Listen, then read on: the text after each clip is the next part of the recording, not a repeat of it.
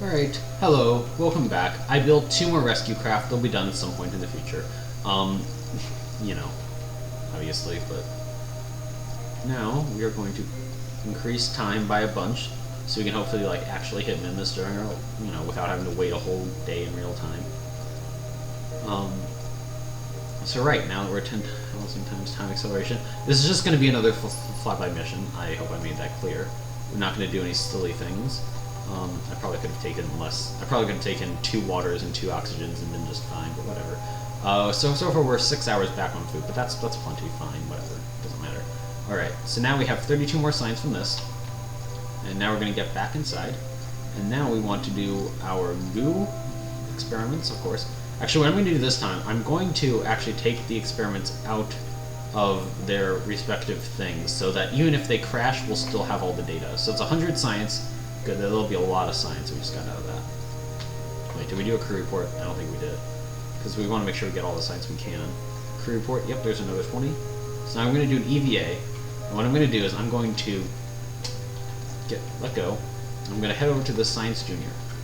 And I'm going to take the science and collect data.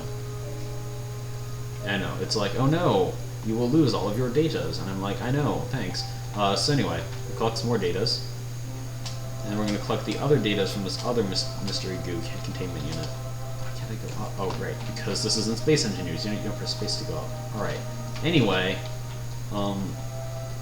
that's an issue with that. Go back over here. Minmus is just right there, I believe. I mean, I don't think we could. Oh god, I keep forgetting you don't press space. Alright, so at any rate, let's go back, slow ourselves down a bit. Oh, this is the worst position. I hate getting onto it like this, because sometimes you just go like flying off. Apparently not that time, but... Alright. Just stabilize ourselves. Wish there were like inertial dampers like in Space Engineers though. That'd be nice. Alright, so.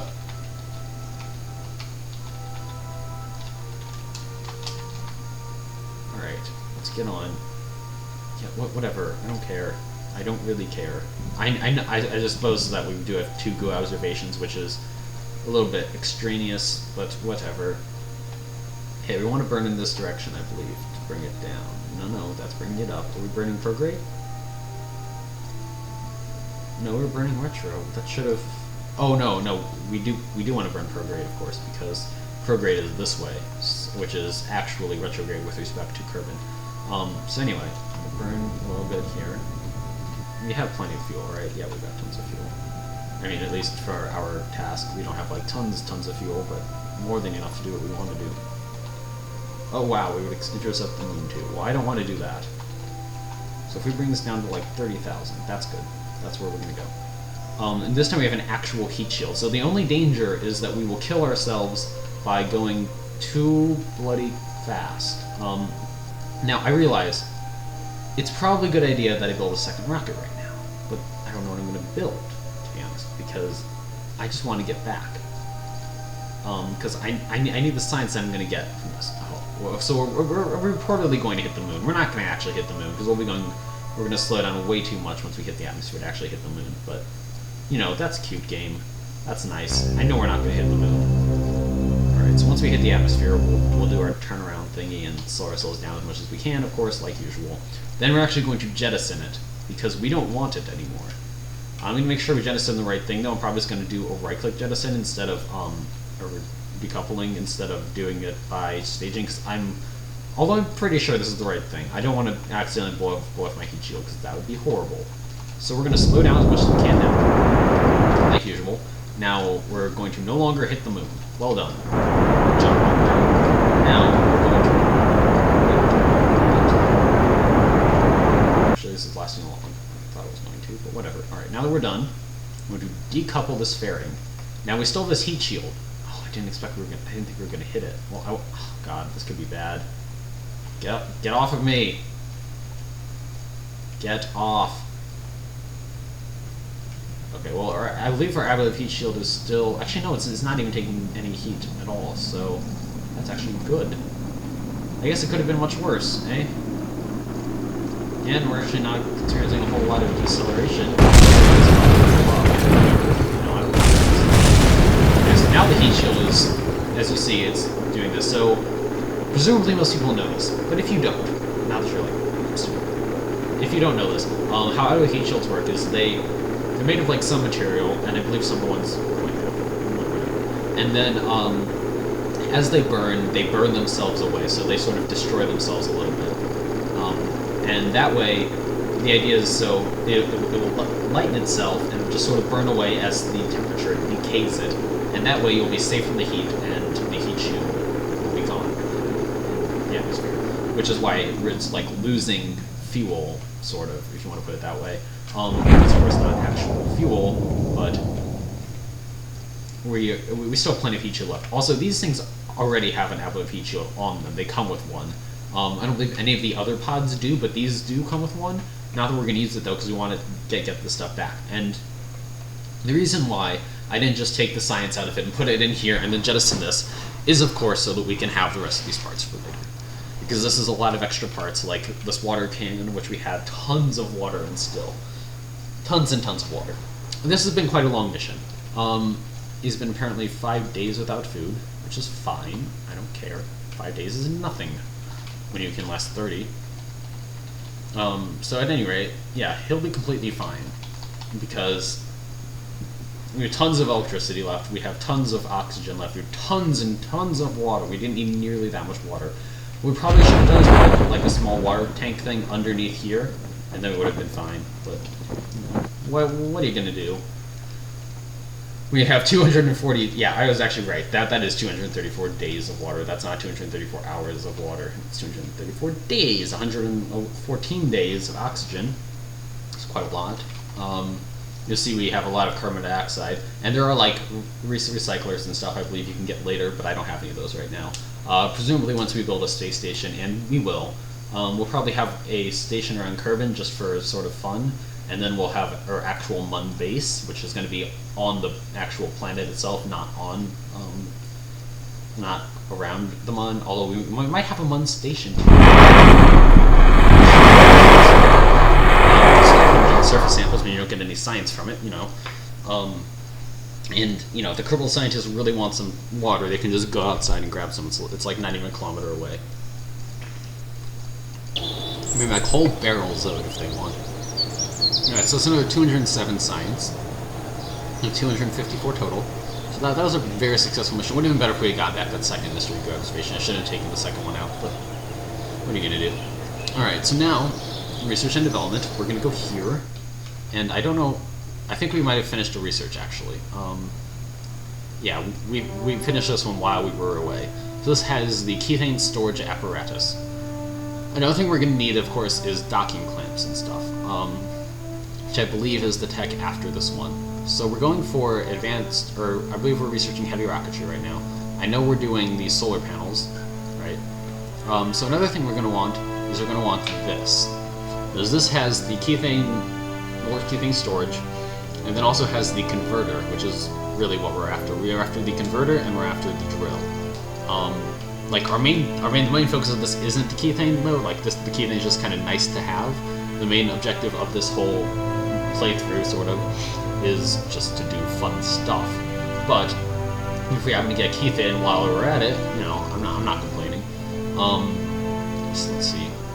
I do like these adapters. They're very nice. So at any rate, what I'm going to build, so we just got this because it has the RCS, mostly because of the RCS, secondarily because of the Kethane. Now we're also going to want the, I think what we're going to go for is we're going to do, well, we can do one of these nodes. I'm thinking we might do this one, to be honest, because this would be pretty nice if we got the mainsail and this gigantic fuel tank and all this stuff. Which would be kind of nice. However, it might be kind of nice to build ourselves an airplane, or a space plane, too. I don't know exactly what I want to go for. It might be nice to get this thermometer and this lab, too. What is this, even? Actually... what is this? Okay. In effort to go green.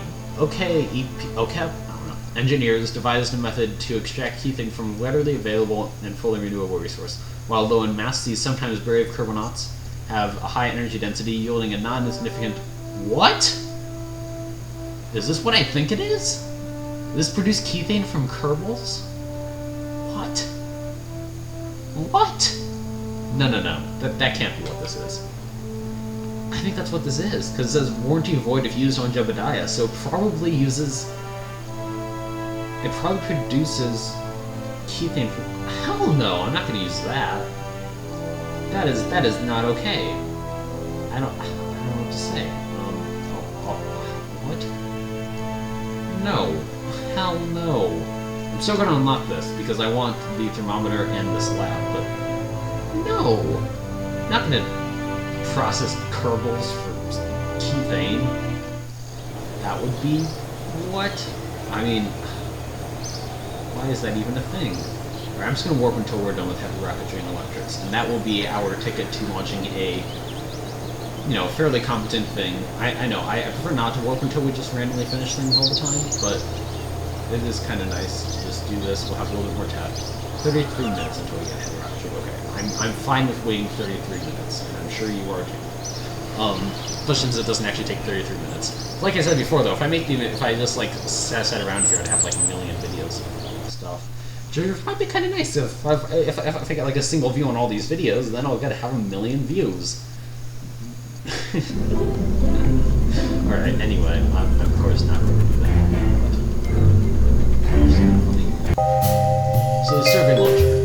Now we're going to take off some of these batteries, and we're instead going to put on solar panels, because that is, of course, better. So we're going to take off these two top motors, so we're going to replace them with solar panels. These are not especially great solar panels, but we put 8 on there and I'll be fine. Now the other thing we need is everything's in sciences, the survey lift. That looks about right.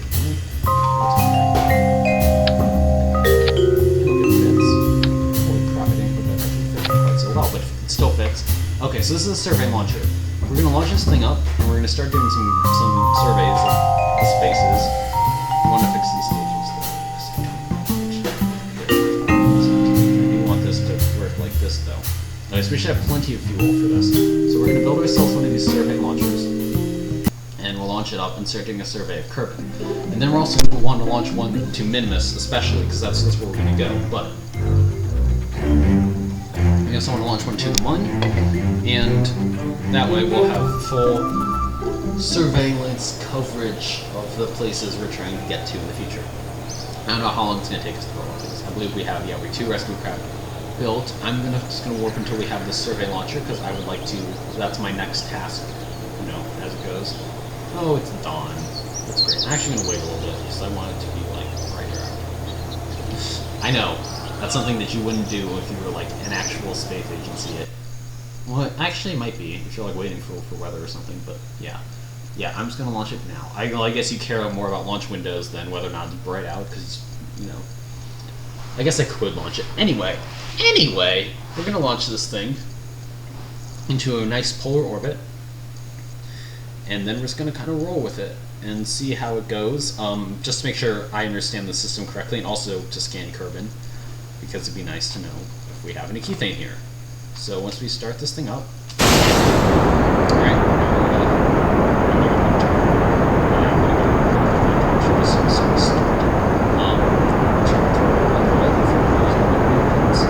okay, so for this section, I'm going to phrase it says campaign is for rockets at 20. Other than that, it's yeah, right. Other than the things that I don't know if the solar panels work, to be fair, it doesn't matter. I think they are working, because you see like the little minus thing. I'm pretty sure they're producing power right now, which I can't check.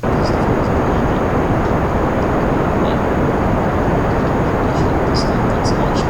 Oh, Jesus. Is that me, or is that the inside? I can't really tell, to be honest. Watch this thing.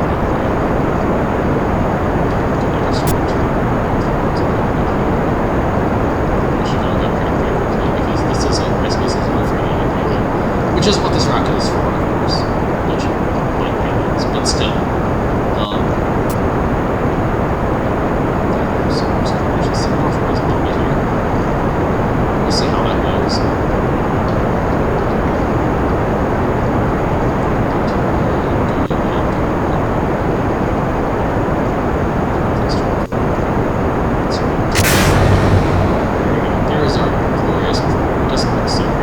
that's okay.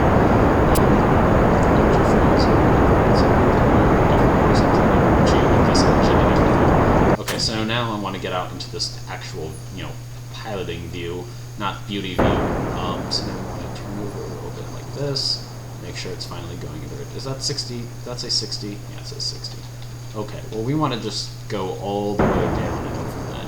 I don't want it to go too high up. Of course, I am aiming for 100,000 kilometers, unlike the previous missions where I've, you know, although then again, I guess most of the orbits end up being at about 100,000 kilometers, which is fine. It's like a nice safe. You won't accidentally fall like that.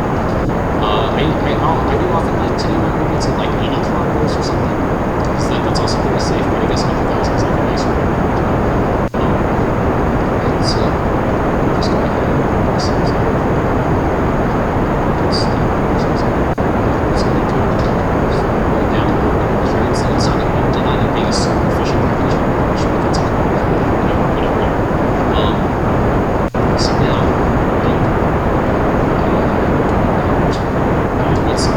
reaches 100,000, we're just going to coast until we hit it. I'm going to turn on the survey manual. This is going to assume that you're getting. Okay, so actually, an accurate beam detector right now, because why not? So, yeah, there we go. We're scanning some stuff. It is consuming power. I believe it's consuming a bit of power. Actually, the reason I'm looking at it with all the survey is so, let's get this selection. Because I believe this thing's max range is somewhere around 150 kilometers. So I believe that's what it is. This is the same one I talked about. Luckily I can't even hear because the sound is so low. Because I don't want it to run noise. Sometimes when I can't hear. Okay. I have to go for 600 kilometers. 60 kilometers.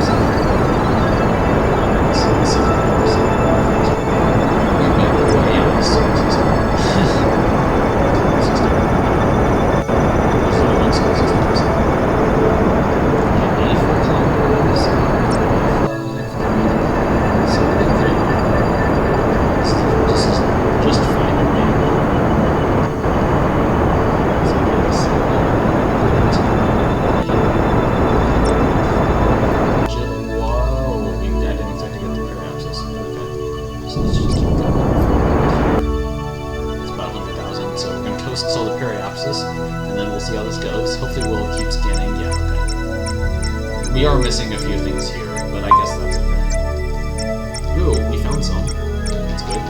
So we didn't look like that far. What are you gonna do? Okay, so.